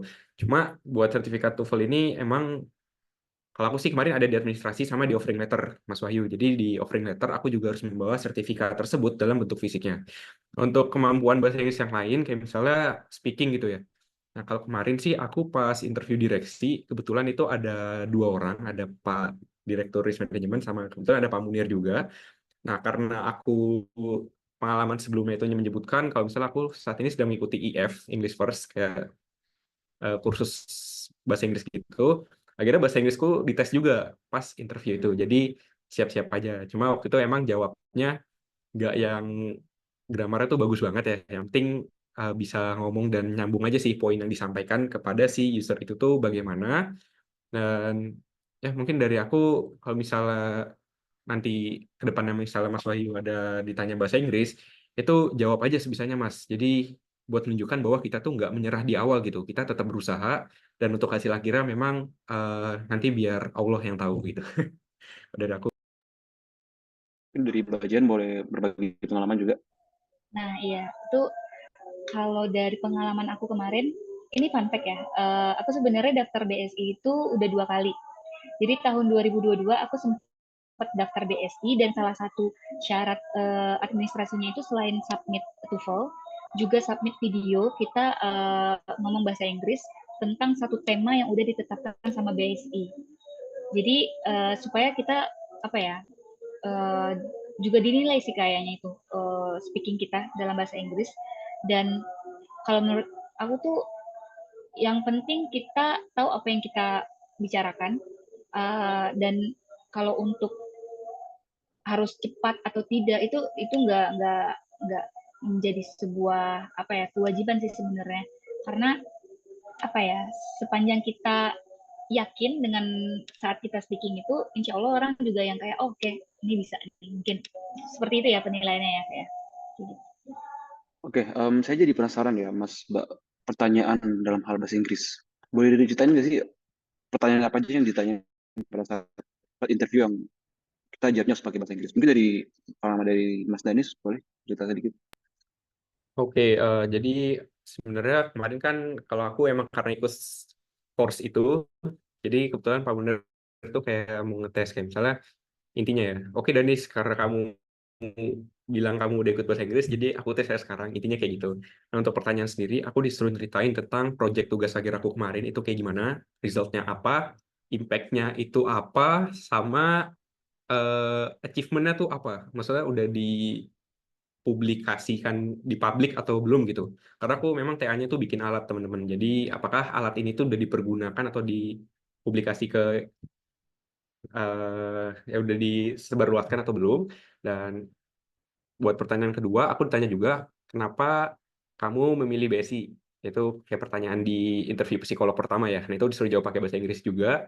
Sama yang ketiga itu aku ditanyain tentang pencapaian apa aja yang udah pernah aku dapatkan semasa kuliah gitu. Nah, kalau dari aku yang bahasa Inggris kayak gitu. Cuma kalau yang buat bahasa Indonesia, Itu random ya teman-teman kalau di interview direktur. Aku tuh ditanya juga, Danis sudah punya pacar belum? Itu sempat ditanya juga. Terus suka ikut pengajian nggak?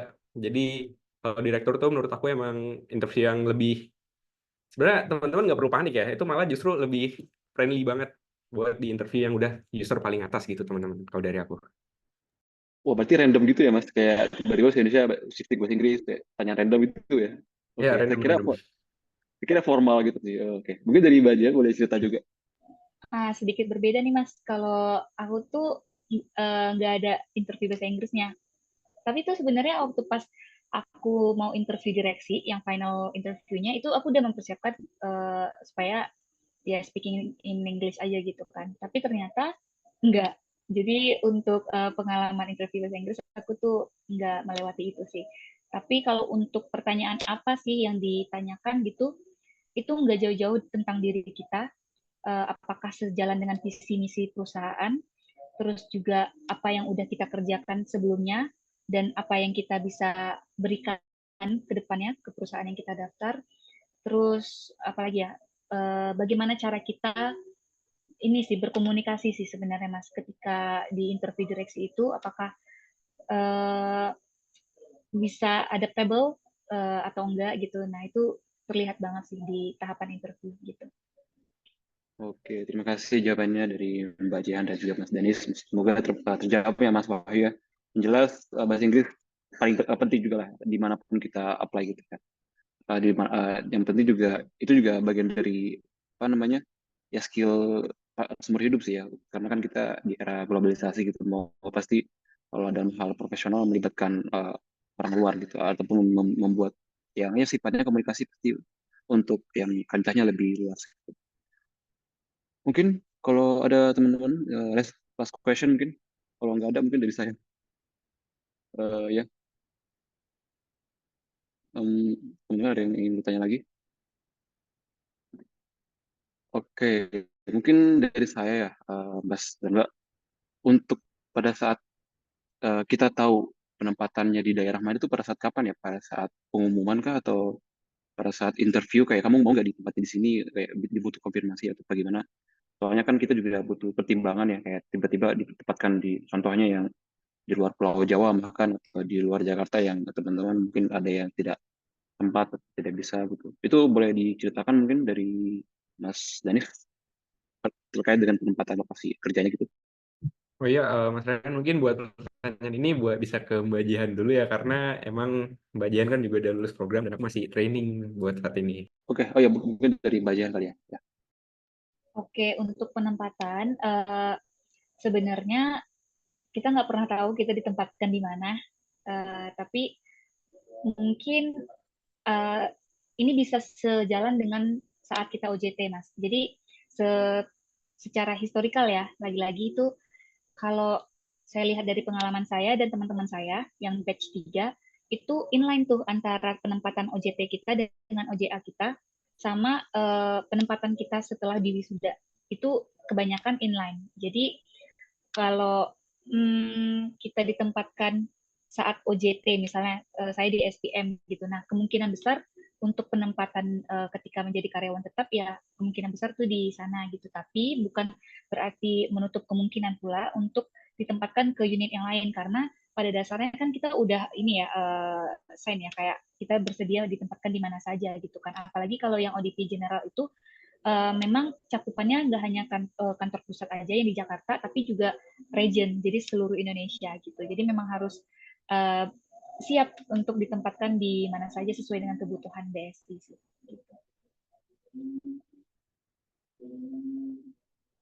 Oke, terima kasih jawabannya dari Mbak Jihan. Jadi mungkin teman-teman yang bikin apa namanya rasa ingin tahu tentang penempatan itu sudah terjawab ya. Jadi tidak pasti juga dan bisa jadi pada saat sesi ODG tadi kita di tempatnya di situ ya di kantornya. Oke, mungkin kita sudah menuju ke sesi Q&A-nya sudah selesai teman-teman. Terima kasih atas antusiasmenya. Selanjutnya mungkin boleh sedikit nih closing statement dari masing-masing pemateri ini. Apa sih yang Mbak dan Mas sampaikan kepada kami semua nih? Mungkin dari Mbak Jehan nih, boleh memberikan closing statement? Oke, terima kasih untuk kesempatannya. Pertama, yang ingin saya sampaikan, pada sesi ini sebenarnya tidak ada sedikit pun niat untuk mengajarkan teman-teman, karena saya yakin juga teman-teman jauh lebih hebat dibandingkan saya maupun Mas Danis juga. Dan yang paling penting itu adalah menata niat sih Mas. Kayak kalau kita di ekonomi Islam kan kita diajarin ya Islamic economics ya. Islamic Homo Islamicus gitu ya. Kayak kita tuh berorientasi pada falah. Ya kan tidak hanya secara dunia aja tapi juga sampai ke akhirat, ke jannah gitu ya. Jadi yuk kita tata ulang niat kita ketika apply kerja.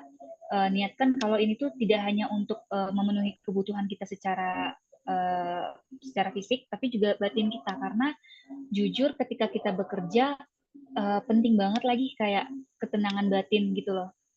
Apalagi kalau di BSI kan insya Allah syariah ya, jadi aman, tenang gitu ketika kita kerja tuh nggak overthinking gitu loh, udah tenang aja gitu batinnya. Itu yang pertama. Yang kedua, lakukan usaha semaksimal mungkin dan jangan sedikit pun ada keraguan ketika kita sudah melangkah, karena yang sedikit itu bisa menjadi hambatan gitu loh. Jadi udah yakin aja, Bismillah ya Allah, niatkan ini untuk untuk agama, untuk nusa dan bangsa. Insya Allah Allah pasti mudahkan jalan kita, dan pastinya juga kita minta ridho orang tua itu juga luar biasa sangat manjur gitu loh. Dan kalau bisa juga ini ada apa ya, kayak perasaan kayak ingin terus belajar sih Mas, karena kalau yang saya alami gitu ya, kayak background pendidikan saya, disiplin ilmu saya selama S1 S2 itu mencakup tentang ekonomi Islam, tapi sekarang penempatannya di bagian digital, itu sesuatu hal yang baru sih sebenarnya, tapi itu menjadi sesuatu yang menarik juga buat saya, karena apa ya, yang sebagaimana kita tahu kan kalau kita belajar itu sampai mati ya gitu. Jadi terus belajar dan pantang menyerah pastinya, karena di setiap tantangan itu pasti ada peluang. Jadi semangat. Oke, terima kasih banget Mbak Jehan. Mungkin dari terakhir dari Mas Danis, boleh berikan closing statement-nya pada kami semua. Oh ya, jadi kalau closing statement dari aku memang kurang lebih hampir sama kayak Mbak Jehan. Jadi teman-teman tuh emang dari awal niatkan kalau kerja di BSI itu bagaimana teman-teman bisa bermanfaat nggak hanya buat diri sendiri tapi buat eh, seluruh rakyat masyarakat di seluruh Indonesia, karena dari kata kunci kemanfaatan ini aku dapetin juga yang bisa aku pelajarin dari penyampaian ya pas sesi direktur sama direktur IT ketika onboarding, bahwa kita itu masuk BSI itu harus punya purpose teman-teman.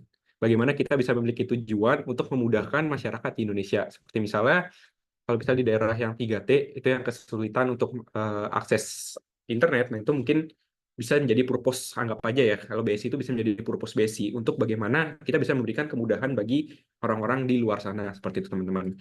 Dan yang kedua, teman-teman juga niatin juga ya kalau misalnya di tes kerja kali ini tuh emang teman-teman harus belajar yang emang sungguh-sungguh, dan kalau bisa emang dipersiapkan secara matang ya sebisa mungkin. Cuma emang buat yang kurang persiapan itu memang bisa dimaksimalin aja mulai dari sekarang, karena kalau kita nggak ngelakuin dari sekarang itu mau kapan lagi teman-teman. Kalau kita nunda besok itu nggak akan jadi-jadi gitu buat kita. Kalau bahasa Jawanya alon-alon yang penting kelakon ya Mas. Pelan-pelan yang penting pasti Ya, teman-teman. benar tuh, benar ya. Sama yang ketiga, jangan lupa juga andalin jalur langit teman-teman. Jangan lupa puasa Senin Kamis atau sholat duha. Mungkin kalau misalnya teman-teman lagi suntuk nih, nggak ada, aduh aku harus kemana ya, ini harus ngapain, itu kan ada fitur di Islam yang namanya sholat istiqoroh ya Mas Rehan ya. Itu bisa dipakai fitur tersebut buat kedepannya tuh bisa mempermudah jalan teman-teman. Dan terakhir jangan lupa minta doa ke orang tua. Gitu sih kalau dari aku.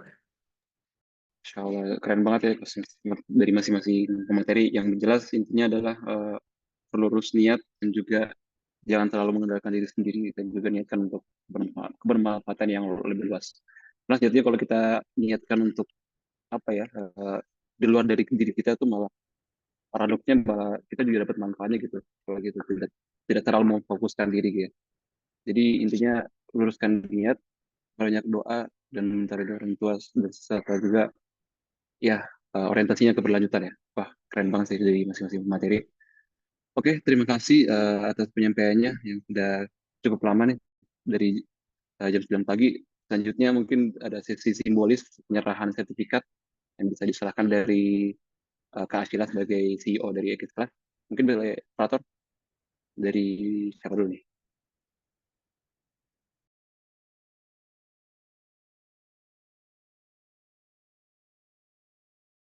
Oke, ini dari Mbak Jehan sebagai pemateri dari Ekis Class mengenai Kan sampai ya, tiga kondisi.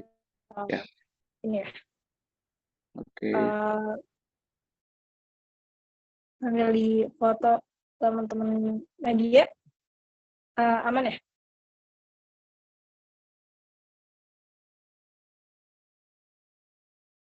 Oke, mungkin bisa bantu di panduan.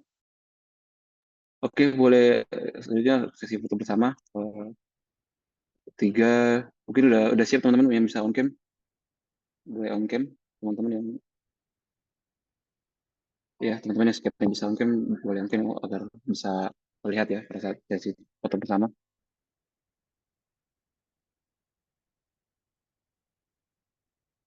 Mungkin dari Mas Faisal, Mbak Ananik, Mbak Giga dan segala macam boleh on cam. Mbak Aisyah, Mas Wahyu.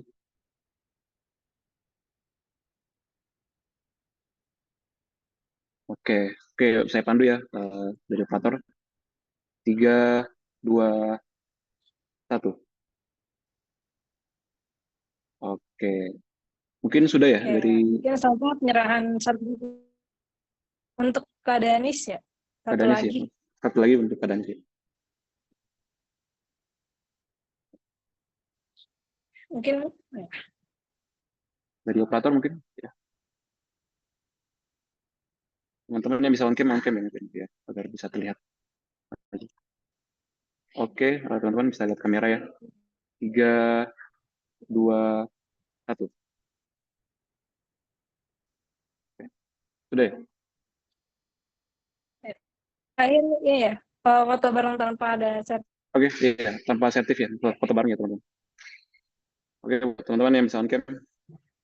Mungkin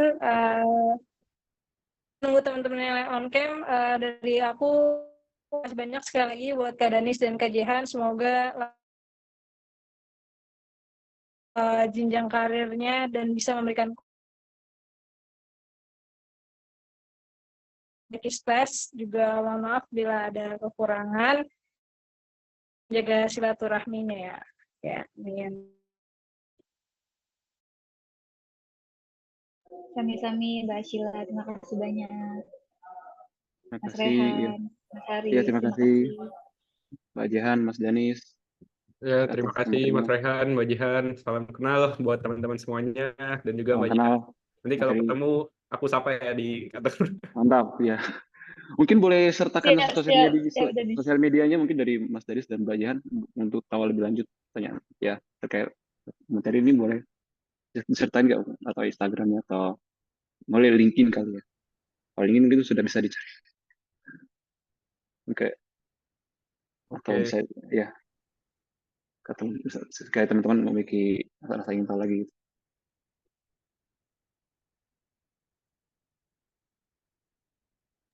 nanti misal teman-teman ada yang mau tanya lagi, nggak apa-apa, tanya aja lewat LinkedIn-ku, sama kok namanya, atau langsung ke Instagramku atau Mbak Jihan juga nggak apa-apa ya. Nanti kalau aku nanti insya Allah aku bales kayak gitu teman-teman.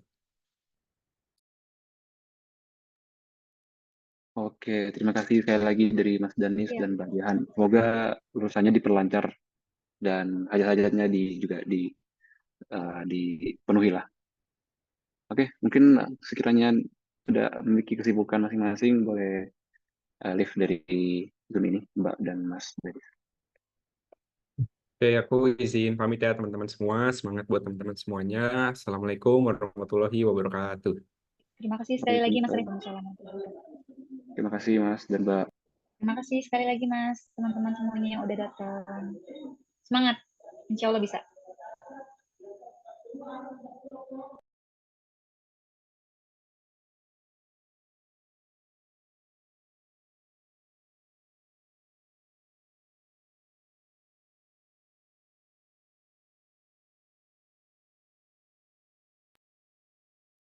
Oke, mungkin karena sudah selesai acara, saya izin tutup. Terima kasih teman-teman yang sudah menyempatkan hadir. Mohon maaf tidak ada kesalahan dan bisa isi ya teman-teman absensinya sekaligus feedback kira-kira nanti kedepannya ingin ada acara apa gitu. Oke, sekian dari saya sebagai MC. Mohon maaf apabila ada salah kata. Billahi taufiq wal hidayah. Assalamualaikum warahmatullahi wabarakatuh. Waalaikumsalam warahmatullahi wabarakatuh. Terima kasih banyak teman-teman semua.